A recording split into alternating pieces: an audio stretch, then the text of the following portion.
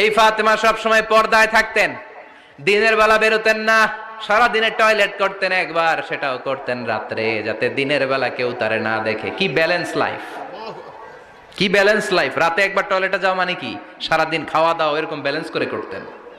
কেউ দেখতে পারে নাই ওনারে, কেমন ছিল কেউই জানতো না।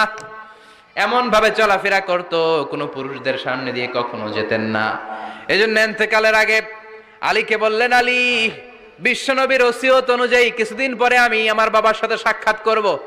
ইন্তেকালের সময় বেশি লোক আমার জানাজাতে আসার দরকার নাই, নিজেরা দোয়া করে দিলে চলবে। আর আমার জানাজার খাটিয়ার উপর দিয়ে বিশাল একটা বোরকা দিয়ে দিও। এটার আরবিতে বলে নাউশ। কি বলে? এই প্রথম কোন নারী তার খাটিয়ার উপরে নাউশ ব্যবহার করেছে, জন্য এটাকে বলে সুন্নাতু ফাতিমা, ফাতেমার সুন্নাত। সাইয়েদাতুনা ফাতেমার আগে কেউ জানাজার খাটিয়াতে নাউশ ব্যবহার করে নাই। আল্লাহু আকবার, আল্লাহু আকবার।